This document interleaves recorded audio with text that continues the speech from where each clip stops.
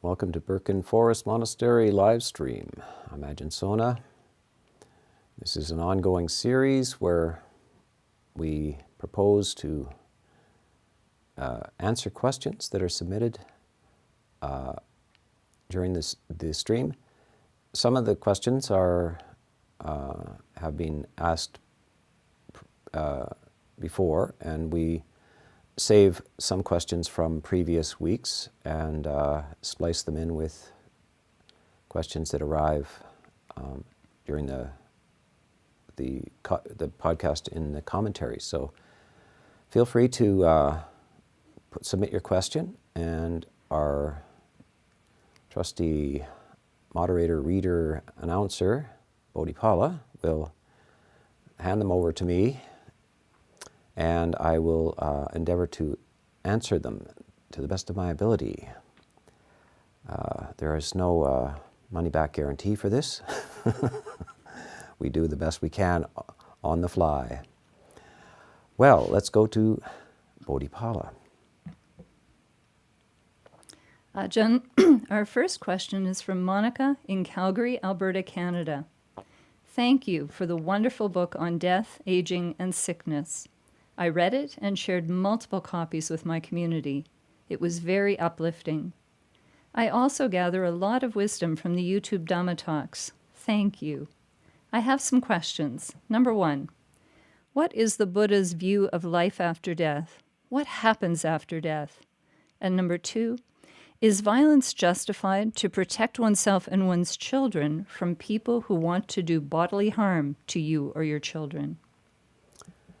Yes, the Buddhist view of life after death is that death is just a radical transition, that what happens as the Buddha urges people to reflect on death, it is primarily the idea that you are about to travel to a far place, almost like going on a journey. And for most people, they're not sure about this far place. They don't know where they are going. And he urges them to be prepared. So this is, you often hear people talking about preparing for death, but very rarely do people define death. So for the Buddhist, as with some other religions, not all religions have a clear idea of what happens at death. Christianity seems to have a very strong idea about it. But in Buddhism, it is transitional to a new existence. And the preparations for death are really preparations for life. And so that that we prepare ourselves for new circumstances, that we try to imbibe some deep wisdom that perhaps will go with us, that the types of learning that we've done in this life that are deep can survive the process of death, the radical transition to another existence, and that they can serve us well. Certain attitudes can serve us well in any life, in any situation we end up in.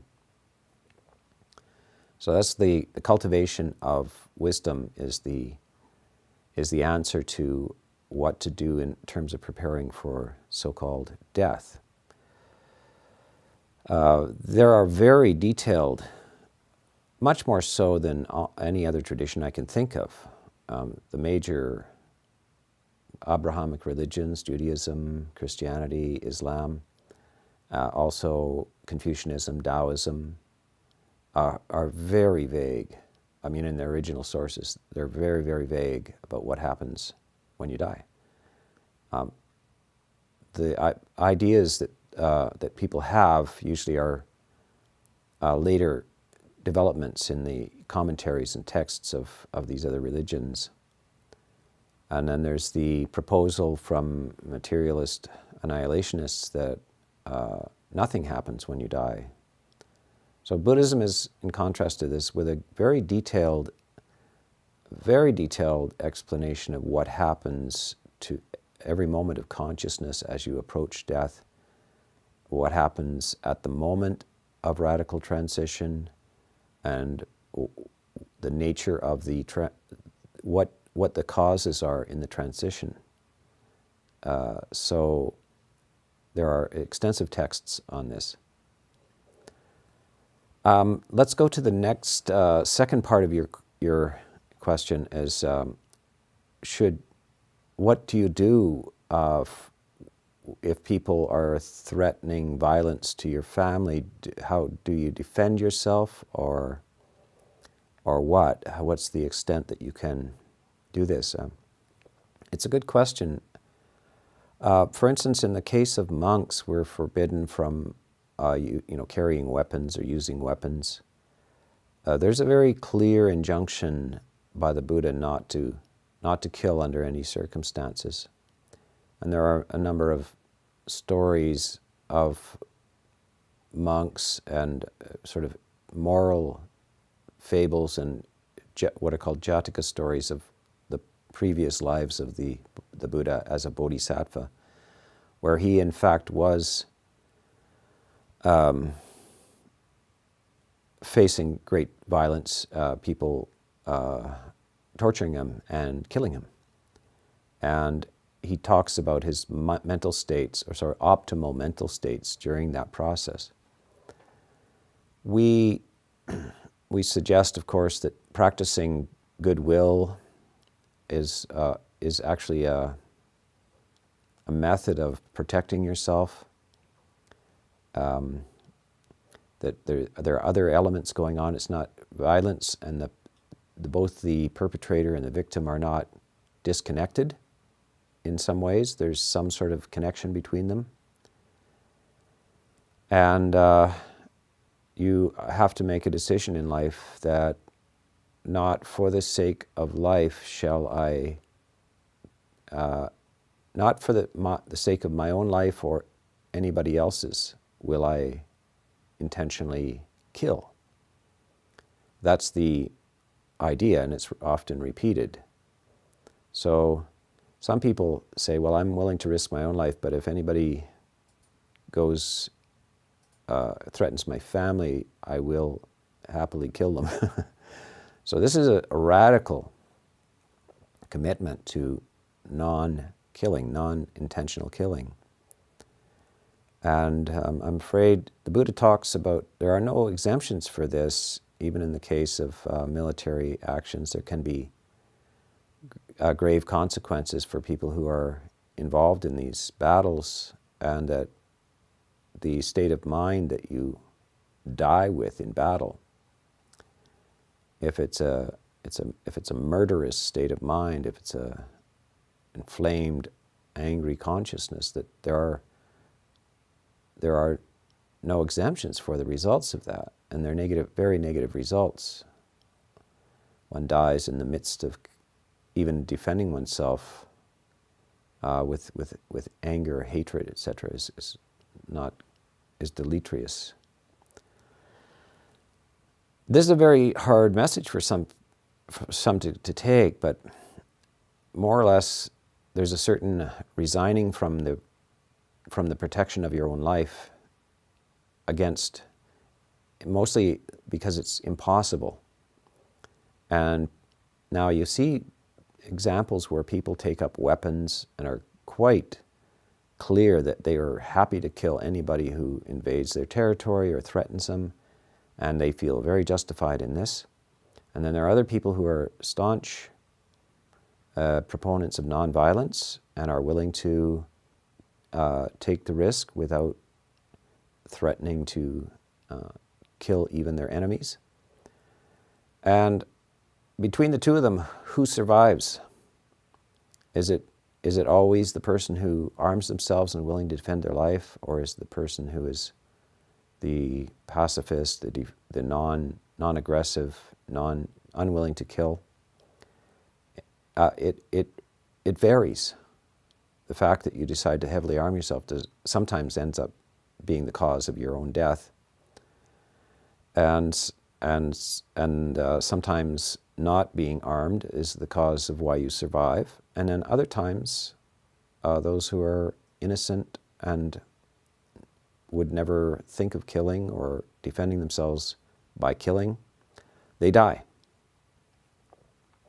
So it's not like there's any sure way to survive, but there's a sure way to let go of the fear and anger and the terrible decision to kill another being that comes up. So you say, I'm not going to live in fear, and I'm not going to cling to my life so much that I'm armed to the teeth and willing to do anything to anybody that transgresses, threatens my life or the lives of any of my relatives or my friends. Understand it's a decision you can make in your life at an emotional level. And one type of decision will leave you, it means that you're clinging to your existence strongly. And the other one is relinquishing your clinging and walking, hopefully committing to non-fear. In the midst of deciding you're not going to defend your life by killing others, you're also relinquishing a whole burden of problems and insecurities as well. So that's a brief answer. It's a very complex question, and I will pause for a moment to clear my throat.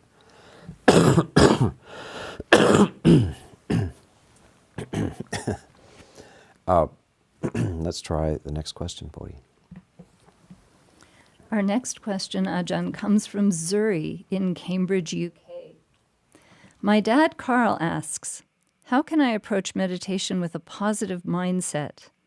Too often it's perceived and approached as a chore, obligation, and checklist item to be completed as soon as possible, rather than as something to be looked forward to as refreshing, delightful, and renewing.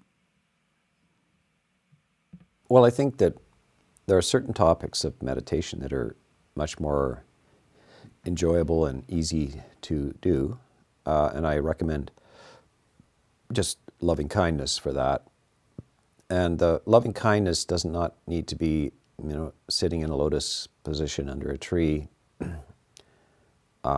focusing. It can involve imagination and memory.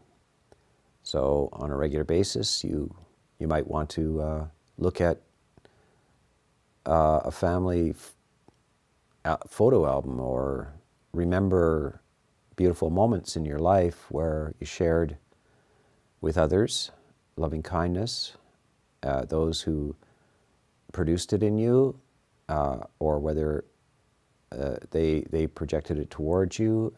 All kinds of images and imaginations and remembering is delightful. The emotion is delightful, and it's not a tremendously burdensome, difficult task to go there. It also has many great results. To live with anger is truly burdensome. To go over negative thoughts, negative memories, and imagining negative scenarios, which is very common with people. They're almost continuously through the day nursing old wounds and grudges, and then anticipating bad things that will happen, and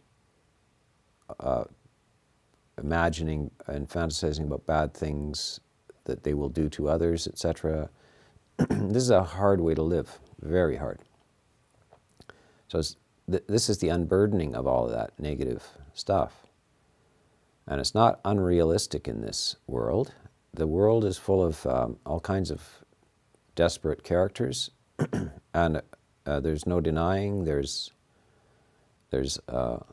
horror and violence, and people do terrible things to each other, etc. And the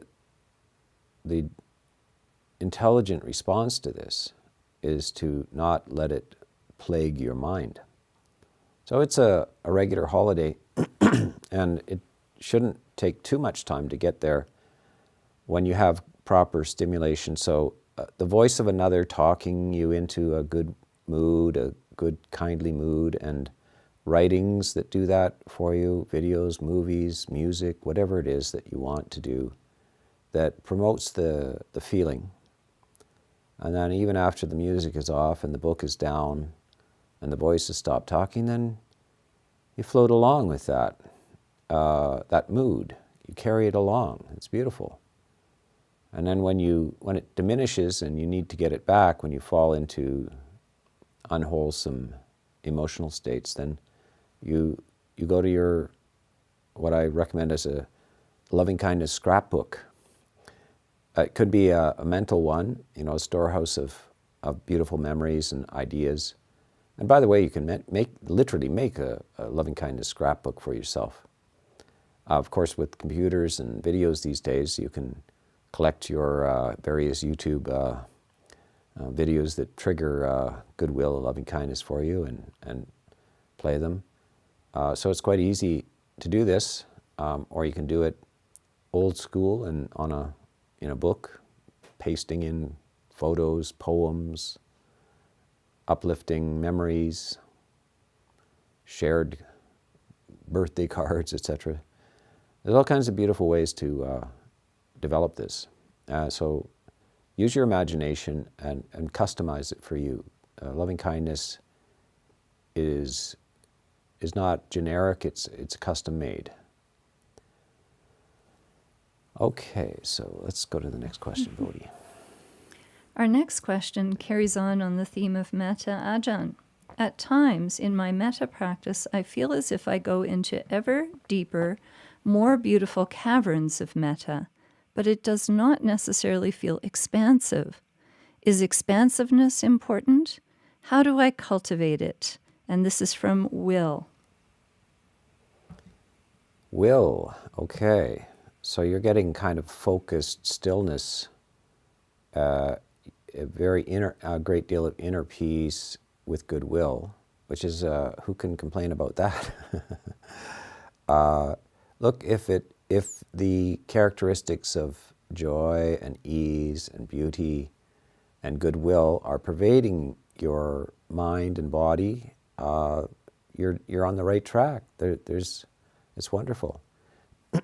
And in terms of expansive, quite often the instructions of the Buddha in the Loving Kindness Sutta kind of go through these categories of beings, to beings who are small, middling, large, near, far away, born, to be born, where, above, below, all around, etc. So these are kind of, can sometimes be interpreted as that you must go through these categories, etc., and signify loving kindness to each of these. It's rather busy homework. We're really after the feeling. What the Buddha really means there is that none of those categories are excluded, so you shouldn't leave out anything. Your loving kindness is unconditional. All it means is your loving kindness is unconditional. You don't have to have any particular beings in mind at all. The Buddha is saying that none of them need to qualify. You're not radiating loving kindness to those who deserve it. And you're not radiating loving kindness to those who don't deserve it. You're radiating loving kindness without concern for whether anybody deserves it or doesn't deserve it. The benefit is for you. So you don't have to have any particular being in mind or group of beings for this. What you just need is not to have any reservations about having this, radiating this goodwill. And so you don't have to be imagining the universe and other planets and beings under the ground and above the ground and old and new and all that kind of, those are categories where that you shouldn't exclude. But it doesn't mean that you have to focus on any of those. All that matters is that the feeling is there. Sometimes you have to get this going. The Buddha talks about starting a fire. So you start with dry kindling, paper, and the fire that's easy to start. So you bring to mind some people in your life or beings in your life, your cat, your dog, etc. that are easy to have a feeling of true affection and concern for with goodwill. And then you can add on the feeling. But not to make it difficult on yourself, not to extinguish the fire by bringing up old wounds and enemies, etc. Perhaps when the fire is really going, old animosities can be let go, and you can let go of ill will towards anybody in the universe. So this is how it's done. By the way, there are 10, I gave a 10-day retreat on loving kindness and we videoed it all, and it's on the YouTube channel, Ajahn Sona YouTube channel. So feel free to go through that entire loving kindness retreat for detailed instructions on how to develop this, how to sustain it as well. Bodhi. Our next question is live from the chat from Christelle in Ontario. Thank you, Ajahn. My question is, how can a stream enterer find a teacher to guide her when all the insights were gained on one's own without benefit of a hands-on teacher or sangha? And an addendum to that question, my main concern is that Buddhist teachers seem to be flooded with students right now and may be skeptical about a student's claims. How can a genuine stream enterer break in? Well, let me define the terms here. The stream entry is the first stage of enlightenment. And in the suttas, you can read, it seems that humans were enlightened by the boatload, listening to talks by the Buddha. Right just during the first talk they ever heard, the Buddha wanders into the village, very impressive looking, noble individual. Somebody asks him to give them a talk. He sits down on a nice seat, perhaps, and begins to talk in a very nice modulated tone. And they're pulled into the talk. And during the talk, sometimes it's reported that dozens or even hundreds attain the first stage of enlightenment. Then as history goes on, we see that there's a decline reported.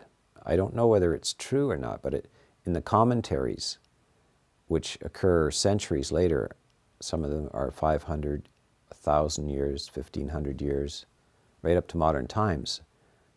Now, there's a diversity of opinions about this, the genuine nature of people claiming to be sotapannas, for stream enterers, and other stages of enlightenment, all the way up to the full enlightenment of arahantship. There are four, in the Theravada tradition, 4 stages of enlightenment. And there are places in Asia, in the Theravada world, where there's a great skepticism about the capacity of anybody in these days to attain any of those stages of enlightenment. And then you will go maybe even over to a monastery nearby, and then they'll be handing out sotapanna certificates after 10-day retreats, And then there's somewhere in between, there's moderation where, yes, it's acknowledged that, yes, sure, there are people who have attained stream entry. It's people overestimate some things, maybe even underestimate. It's possible that somebody is a stream enterer, first stage of enlightenment, and not really. They are that, but do they know the terms? Do they know they are? Do they know they are all the time? This has gone into in the suttas and commentaries. So,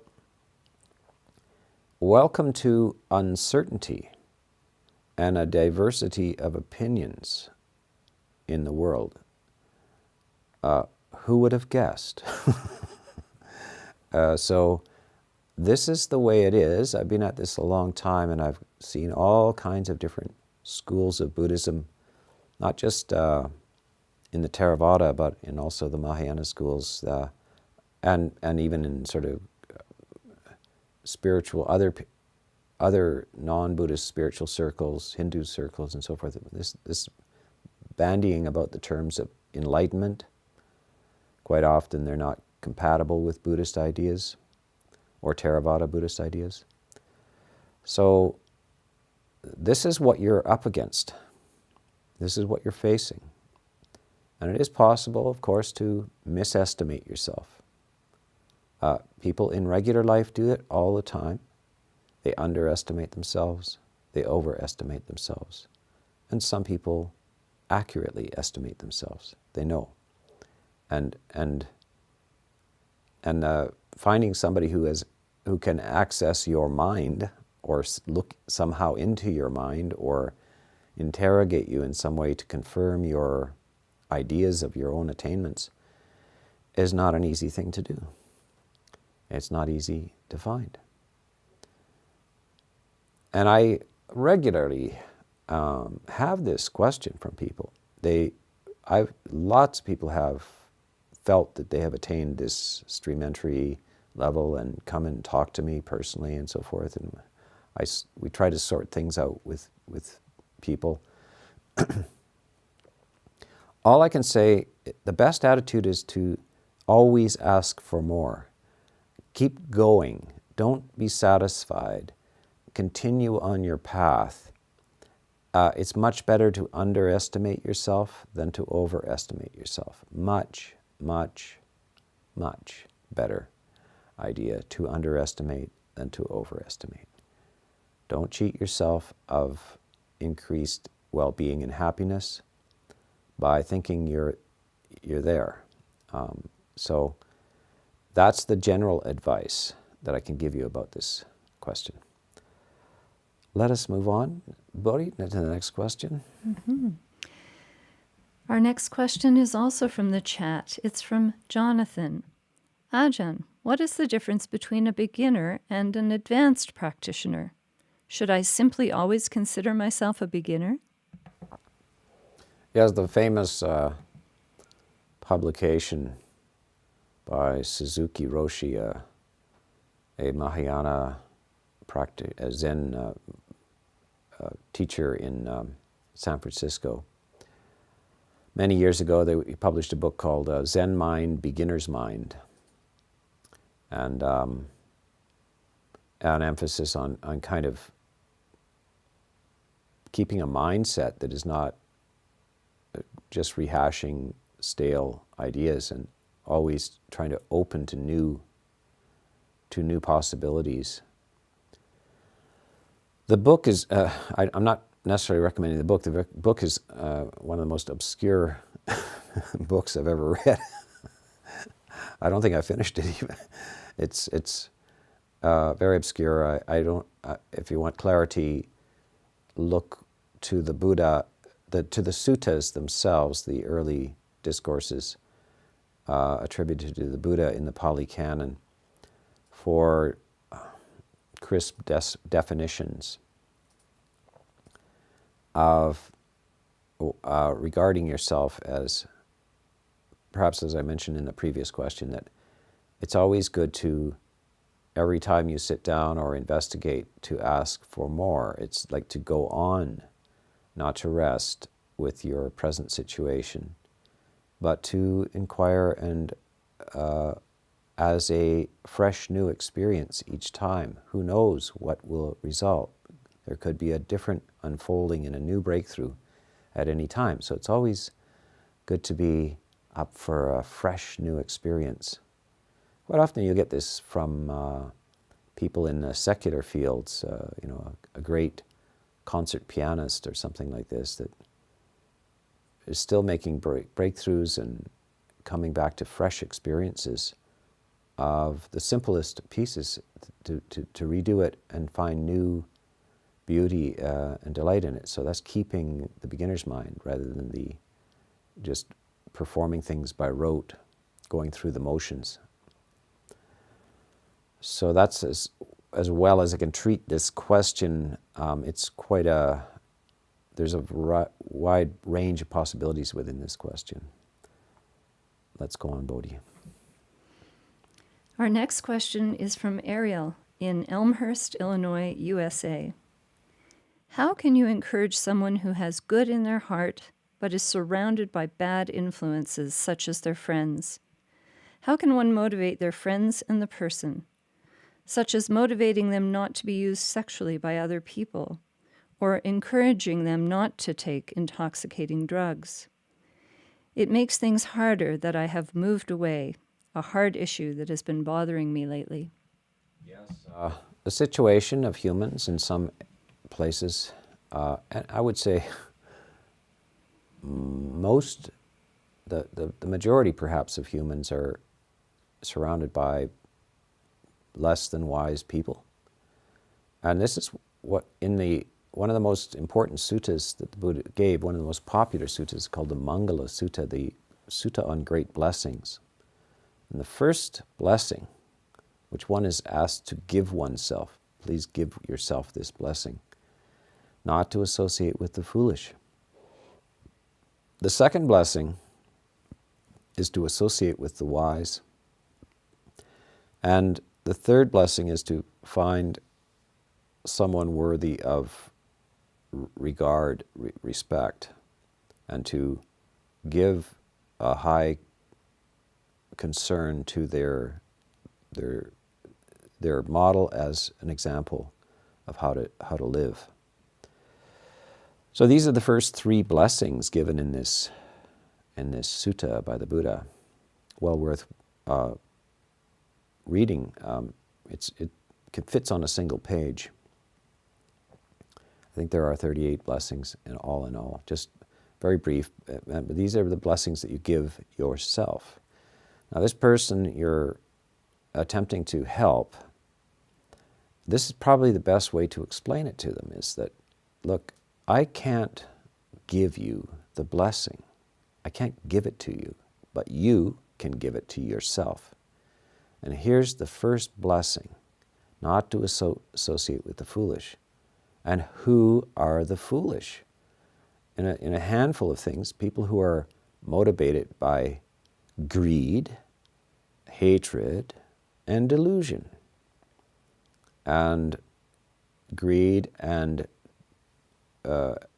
sexual misconduct and manipulation is a product of greed, hatred, and delusion.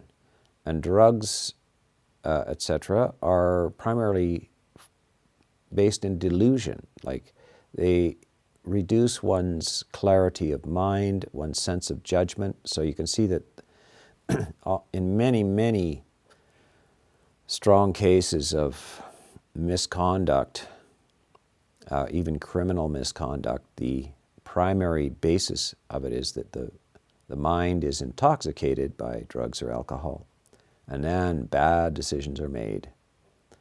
Life is hard enough to navigate when you're clean and sober, let alone when you're intoxicated. So that person, now you have moved away.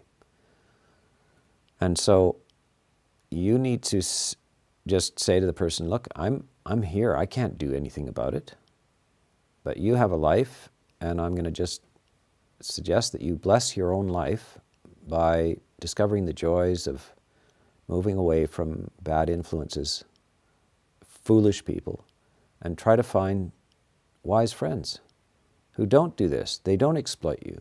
They're not high or drunk out of their minds through the day.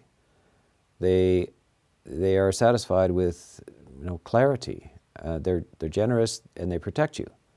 So this is important that you find this, and that you look for a philosophy of life which uplifts you and that you find worthy of respect. And that's all you can say. There's nothing more you can say. And you need to unburden yourself you're not responsible for the irresponsibility of others. No matter how much you care about others, you can't make them do the right thing. And you're not in this world to run the show. You're not in charge of the universe. You need to give up running the universe and realize, look, it's out of my control. Everybody's lives, I cannot control everybody's lives. People make mistakes and they get serious, deep, terrible consequences. And those people can be members of your own family, very close to you, dear friends, etc. We look clear-eyed at this and say, I didn't make this situation, and I don't need to waste my life grieving over it either, because it doesn't help. In fact, it adds to the weight and the burden of the situation, which is already bad. So I need to dwell in loving kindness, patience, and equanimity in the midst of the horror show sometimes that goes on. Because falling into sorrow, grief, unnecessary guilt, burdens that you don't need, this is unskillful. So you have to walk through the world and say, yes, many will fall, many will go down. It's easier to go downhill than uphill.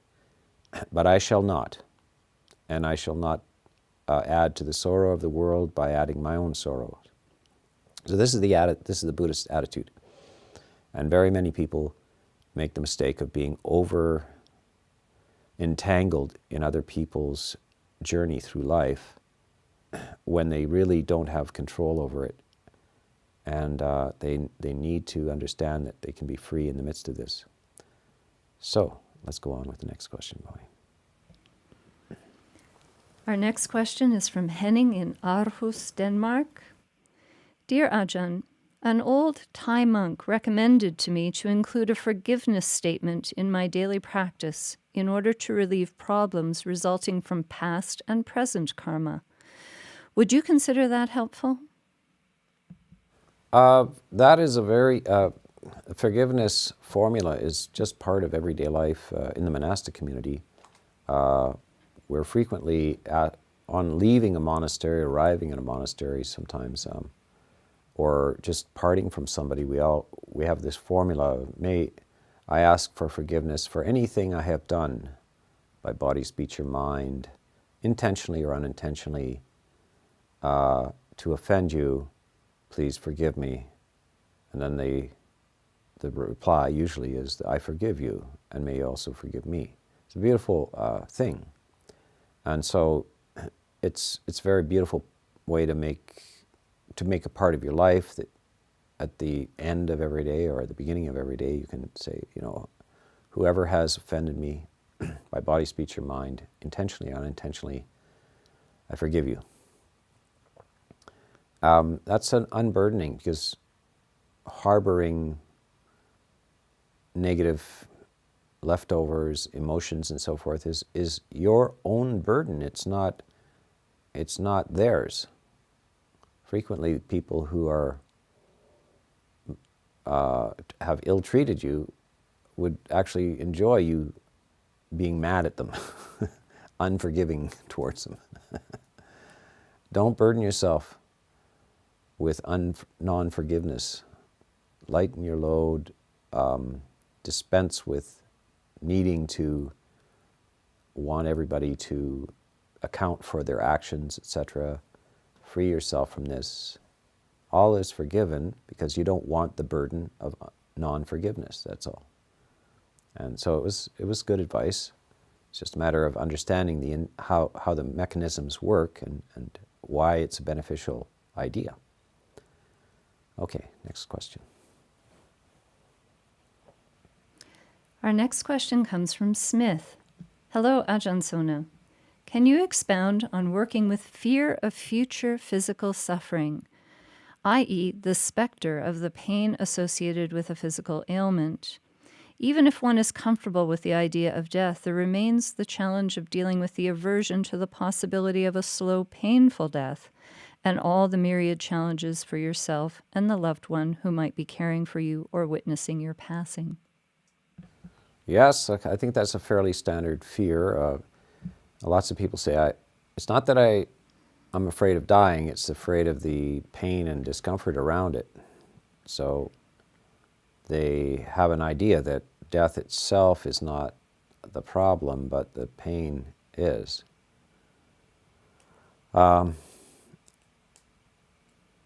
There's quite a bit of teaching by the Buddha about this. This is called the second arrow. So a man is shot with an arrow, and then he does a strange thing. He takes another arrow and sticks it in himself. And the first arrow is physical pain. The second arrow is the emotional fear and trembling at the physical pain. So you can have one, you don't have a choice about the first arrow, the pain arrives. The second arrow is self-inflicted. So there's only one way to make pain worse, and that is add fear and anxiety to it, and you will certainly make the situation worse. So it's not that, people are admirably brave about pain. They're actually admirably wise about pain. Like, they don't want any more pain. So let's keep the pain to the physical level, and it really is a different kind of feeling than emotional pain and the pain of fear and anxiety. So let's just leave it at that. Now, you can see in all kinds of situations, people are conditioned to experience physical pain and not have emotional distress over it. You see people in martial arts, hitting each other and receiving quite substantial injuries. And as soon as the match, and shrugging it off, not being dismayed by it, and when the match is over, in fact, you quite often see joy on the part of the guy who wins, at least, and congratulations on the part of the person who has lost sometimes. They're being good sports about it. And then they're just being beat up, sometimes in public for a sustained period of time, being beat up. Most people find being beat up a terrible, humiliating experience, traumatizing. These people who are in these things don't find it that way. They find it fun. They find it, you see, the mental attitude is quite separate from the physical situation. These people who run these ultra marathons and so forth, good Lord, they inflict just agony on themselves for not just 20 minutes in a ring, but for hours and hours. And they can't wait to do it again. And they talk about the experience as just like excruciating. But it's something they are determined to do. And of course, the pain and everything is a byproduct, a secondary effect of this thing.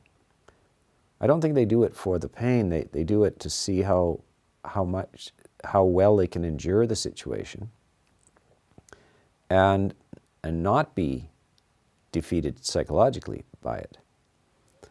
So there is two parts to it. It's the mind and the body. And so you have to confront these things as well. Is this as major illnesses come to you, perhaps ending in death, say, this is my ultramarathon. This is my boxing match. And I will go into this like a true sport and not add any dimensions of fear and worry, being traumatized and humiliated by this. Must remain physical and only physical sensation. And that's how it's done. Next question, Bodhi. Our next question comes to us from Niru in Brampton, Ontario, Canada. If two people from a positive or negative consciousness perform the same action, Is the objective impact on their body the exact same, regardless of what their subjective mind is perceiving because of their different conditioning? So I think I want to clarify this a little bit. Nehru put it well enough, but a lot of people are wondering exactly what is meant here.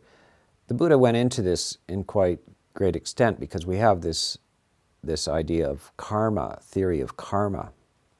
And karma is intentional action, and the results of karma is called vipaka, or the fruits of your actions. In ordinary English, we're all familiar with this word karma. It's in the Oxford English Dictionary now, karma. And we often say, oh, that's your karma. Something happens to somebody, oh, that's your karma. Usually, in the proper terminology, it's not your karma, it's your vipaka. It's the fruit of past actions, the resultant past actions. So the karma, if you're in an argument with somebody that then you slap them in the face in anger, that's the karma. And then they slap you back, and that's the vipaka. That's the result of your actions. It's very individualized, and there's no two people who are going to experience either the intention or the results of the intention in exactly the same way.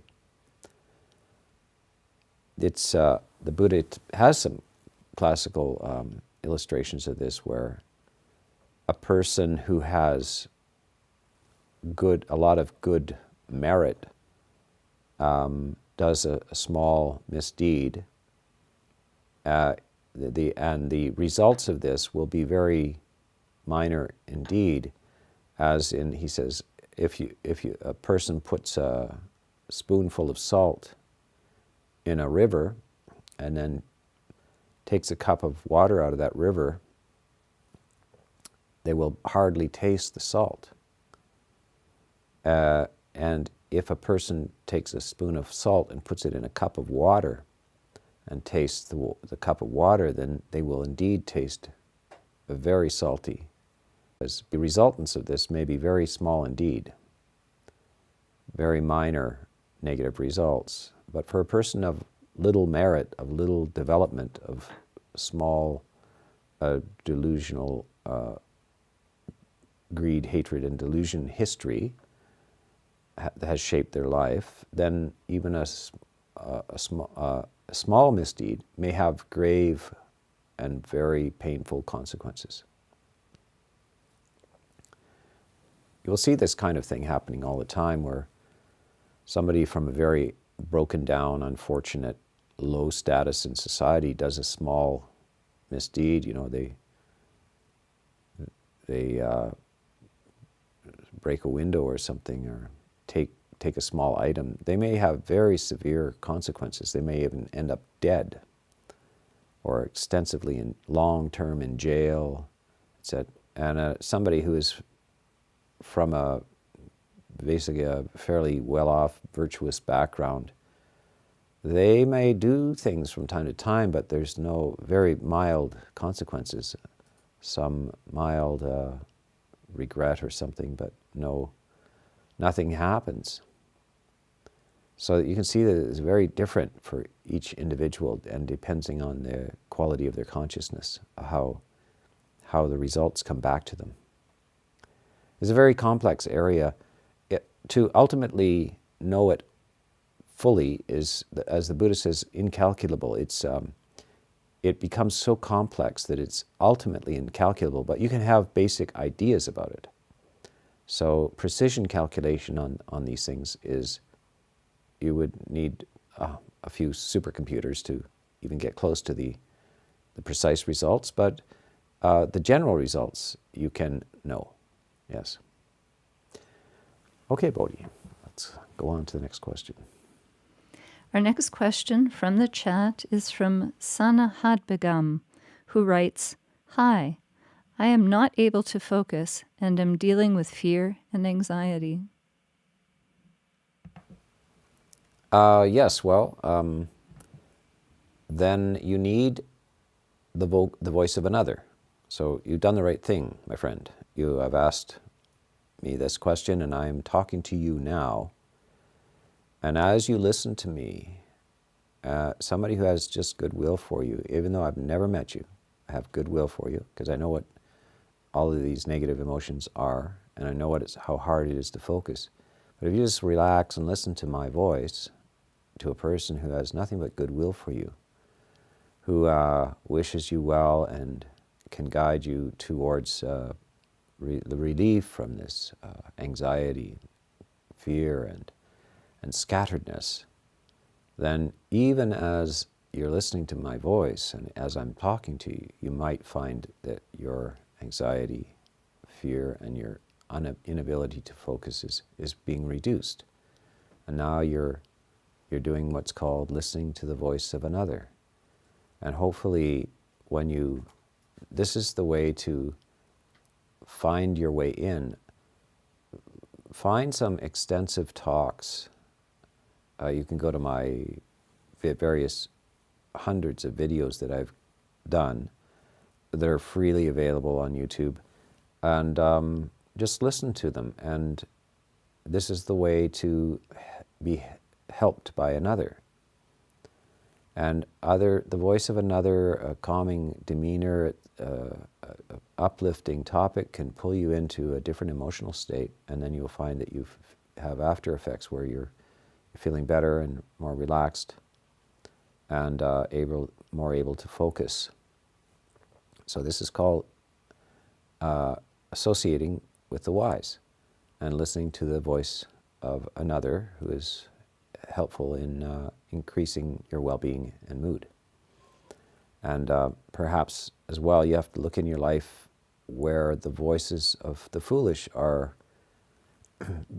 being heard too much, and make an effort to free yourself from hearing too much negative, foolish kind of talk. There's a great deal of access to foolish talk now because of the internet and so forth. You can immediately get 1,000-fold amount of foolish talk to every one for wise and uplifting talk. So be careful about your sources, what you're listening to, whose voices are you listening to, and its effect on you. So this is one way to improve the situation for yourself. I wish you well. Our next question, also from the chat, comes from Epitel. Does gratitude appear in any of the Buddhist lists? Yes, katanyata, gratitude, appreciation. In fact, gratitude is incredibly important because if you don't have gratitude, I guess you didn't have a good experience. Gratitude tells you that you've had something worth having, that you have had something that moves you, that has improved you, and you feel grateful for. So that's what we're looking for, is that we should look for experiences where we truly feel grateful for having the experience. And if the experience helps solve some of your basic issues and gives you more freedom and so forth, quite naturally, gratitude comes. And gratitude is a delicious and positive feeling.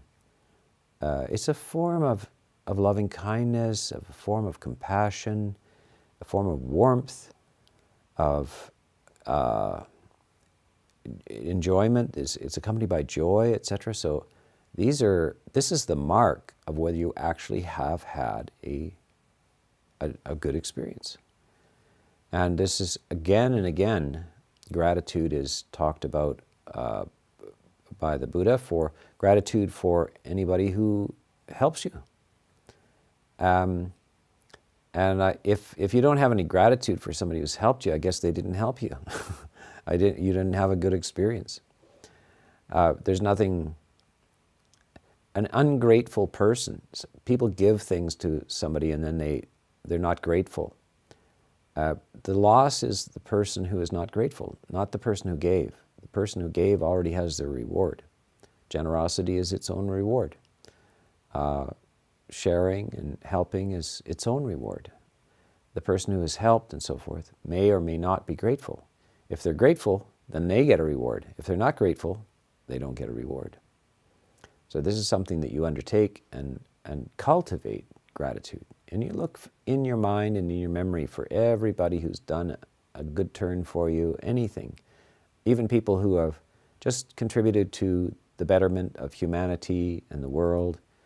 Bring them to mind and just feel the flood of gratitude. Thank you for having existed. So it's wonderful to explore and to play with. Okay, Bodhi. Speaking of feeling good, we have this question from Chris in Fairview, Oregon, USA. Hi, Ajahn Sona. What would you say is the difference between strong piti and first jhana? I initially felt like I had a very clear idea of when first jhana starts after I get pulled into it. But after some months of working with it, I can't seem to tell anymore where the strong piti ends and first jhana begins. Yeah, I wouldn't look for precision surgery here. I think when you're feeling joy in meditation, it is a factor, one of the 5 factors of the first jhana is the emotion of joy. If you're getting joy in your meditations, you're working with breath or something, or loving kindness, you are experiencing the desirable factor of joy. And it's just a matter of what degree. Is it mild, medium, or strong? And if you don't have to exactly sort out the precise moment when it's so-called the first jhana and when it's merely joy. I mean, you should be incredibly thankful that you can generate joy in meditation. It means that your mind is well along the way, that you have access to something, that you're freed from the tyranny of negative mental states for a period of time. Wonderful, wonderful, wonderful. Sometimes they call this, some of these factors are called upachara samadhi, or in the neighborhood of. This is a commentarial term that's sometimes used, upachara, or neighborhood of meditation. It means that the factors of joy and so forth, joy and ease of body and focus are there, but they're in such a mild form that they're not quite fully developed. They're very prone to just crumple and dissolve on you. So the only advice is that, deepen it, find your way to the joy and deepen and increase the intensity of the joy so that it truly can be said that you had full immersion and absorption in this, what was called first jhana. Don't fuss too much about precision in this. It's not a neurological thing where you can measure it with a machine. It's a